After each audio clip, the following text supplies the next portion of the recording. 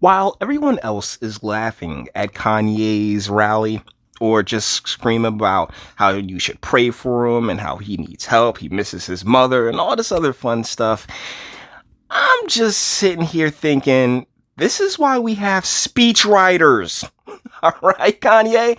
This is why speechwriters are so necessary. It's about staying on point. It's about having a message, right?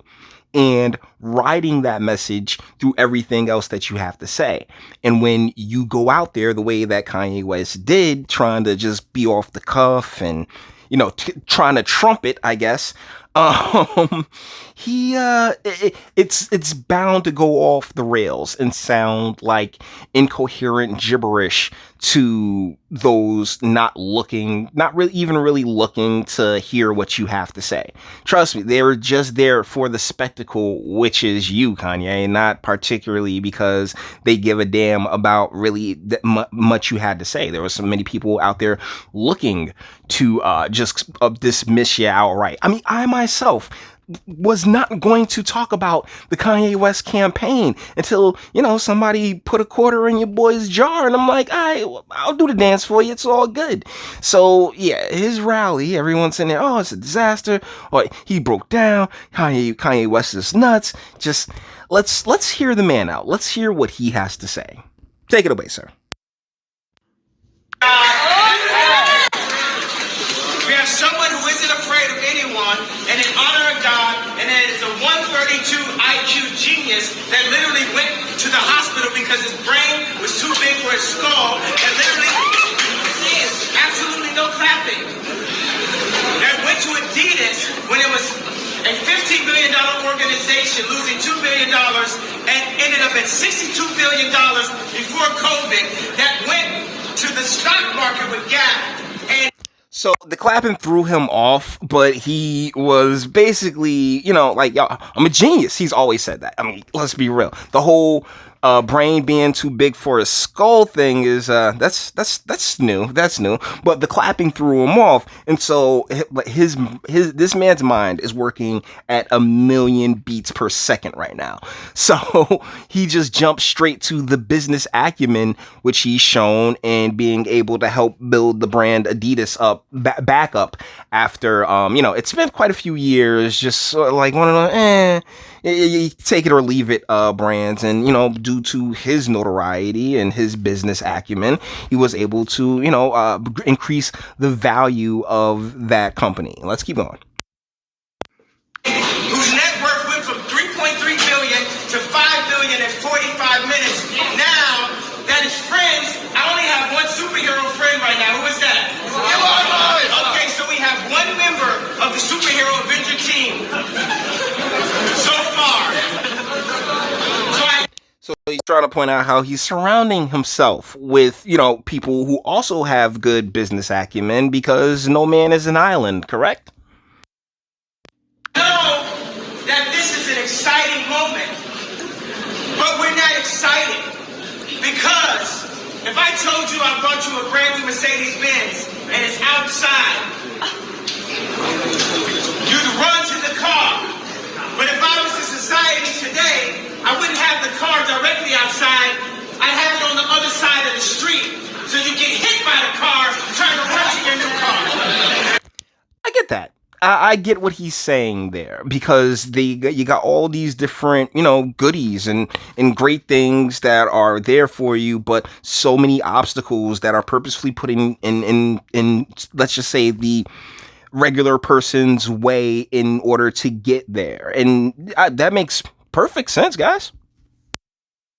That's what social media does. It gets you excited about things. He's not wrong in that either. I mean, once again, social media is just, it works off of emotion.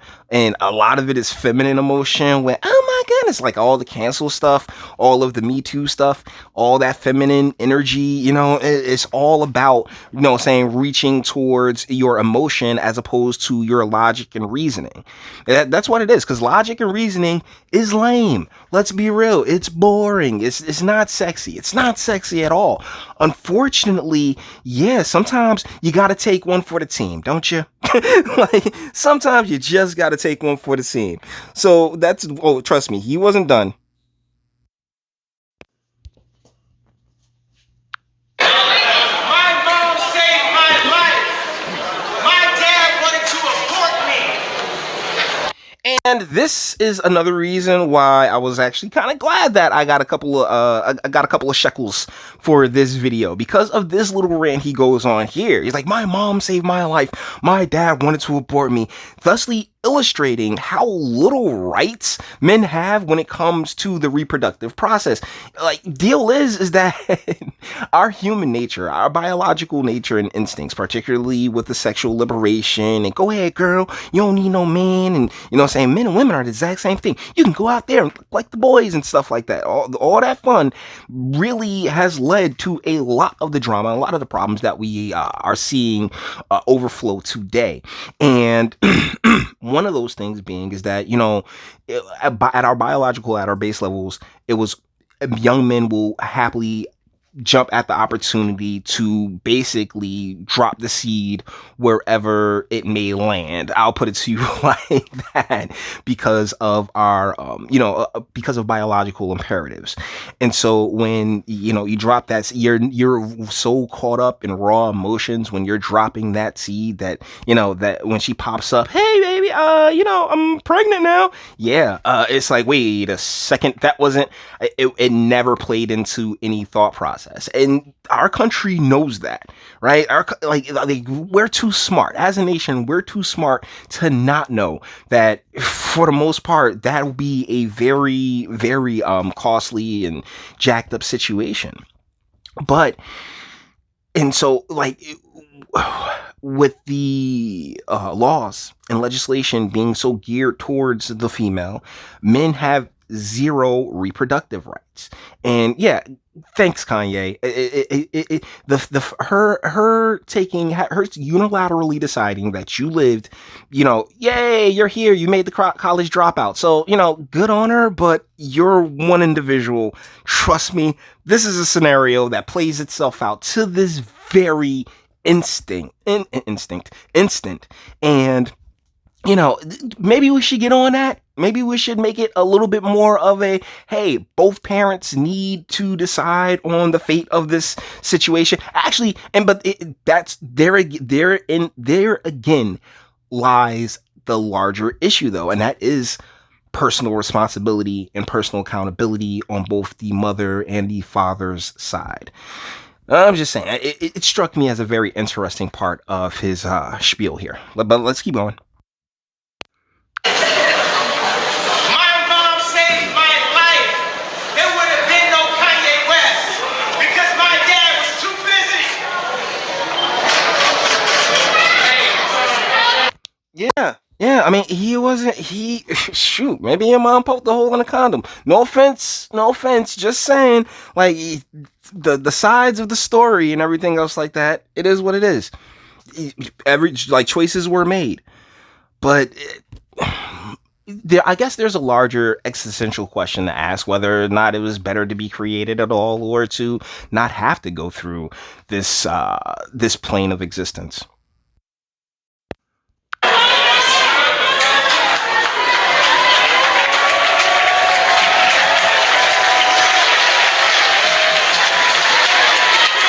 Why am I thinking of the scene in Fresh Prince of Bel-Air when why don't he want me, man? Like when Ben Vereen left Will Smith, and she was just like, yo, like he sat there, cried, Uncle Phil gave him a hug. Yeah, man, like seriously, this is so jacked up, but we as a nation, we don't acknowledge it. We don't acknowledge it as the real problem that it is, that the sexual liberation brought forth.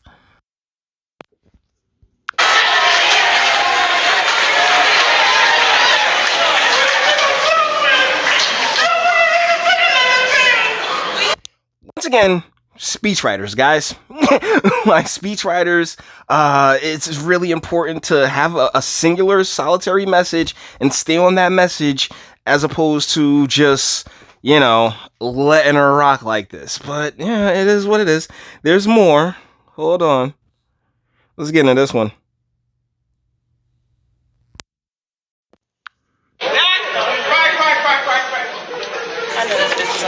I'm not trying to quiet your voices, actually, so I don't want to say that in an improper way. I just haven't had the time to word it in the most elegant way possible. So that's a Stephen move. When Harriet Tubman never actually freed the slaves. She just had the slaves go work for other white people. Y'all, we leaving right now. I'm sorry. I'm sorry. It's the we're leaving right now. Okay. Oh my goodness. All right. So time to tackle this one. We're leaving right now. No. How dare you? Well, deal is that back then, no matter what time period that you live in, you had to barter, right? You had to eat, right? You had to, take care of yourself, sustain yourself. You can't really do like in a newly freed slave, like let's say up in the north or something like that. I sincerely doubt that at the time there were many opportunities. I don't think there was as many black-owned businesses then as there are now. So, you need a job. Like, you gotta earn. Man don't work, man don't eat. And that's why I find it particularly notable that it was a woman who was like, we're leaving. It's like you're not even gonna bother to try to understand. And that's a big part of the problem.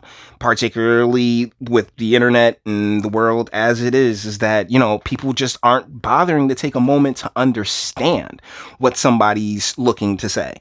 As opposed to just, that's something that I just completely disagree with on its base level. But if you were to give it a little bit of thought, you might be like, oh wait, I can see how that can, actually be a case to make.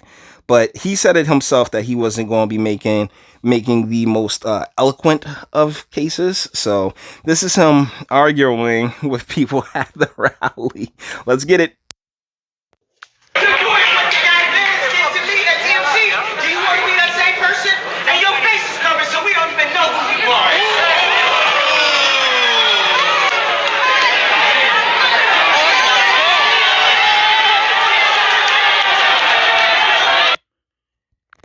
Okay, yeah, that's sexy as assumed.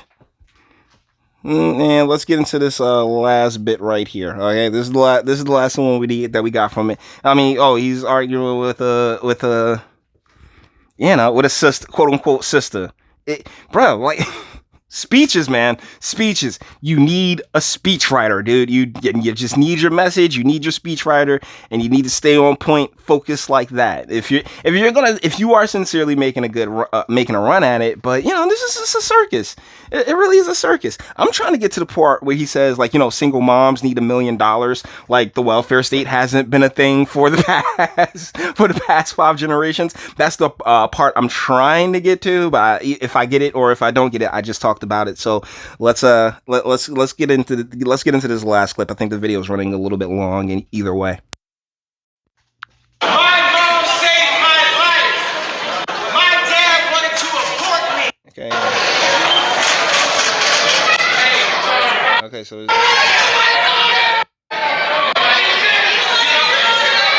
oh, okay, yeah.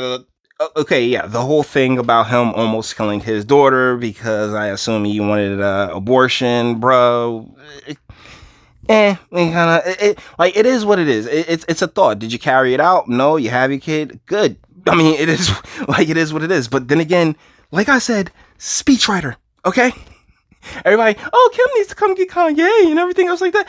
Honestly, Speechwriter. If anybody needs to have a conversation with Kanye, it's somebody who can take his thoughts and put it into a condensed space, and you can just talk for like 10, 15 minutes, then dip. All right.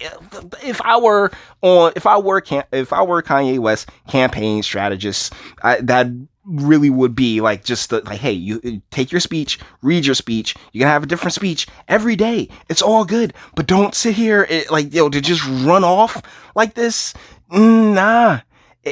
To go off the top of the head, and I know it's a little hypocritical because I do this on this channel, but I always have something to structure my video around, which is a message to structure my video around, and I use either article or video as a backdrop so I can remain on that message.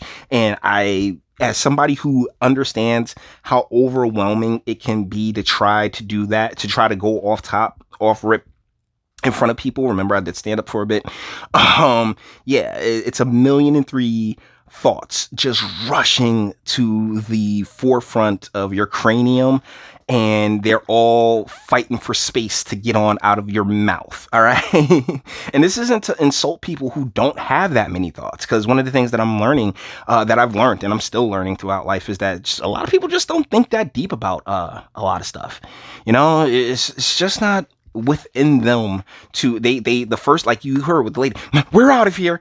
The first thing you heard was her sit there and say how she wanted to dip. Why? Because that first thought is their instinctual one, and they just tend to go with that and keep it pushing. It's not, I don't want to say it's rare because we have so many different intellectuals out there, but it's not really common within a lot of spaces to give things thoughts beyond what their predetermined destination is.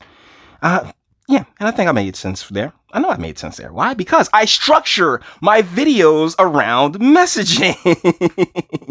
So guys, with that being said, we're going to bring this one to an end. All the internet stuff. If you liked it, toss it a like, dislike, go ahead, do that too. Nobody's scared of you. Sub if you enjoy my fantastic voice and you want to give videos like this every single day. Share it because sharing is caring, and YouTube and Bitchute and like aren't the biggest fans of your boy over here for very obvious reasons. Bang the bell for notifications and speak. Let me know. What do you guys think in the comments? Honestly, brothers, this guy, I'm not feeling like, I'm not gonna feel bad for him, but I'm also not gonna take any joy in any emotional traumatic things that he goes through. It's like, dude, as another preacher's kid to another, we know the game, we know the rules of these games, right? So best of luck to you there, Mr. West, but you may feel differently. Let me know what you guys think in the comments, and until the next one.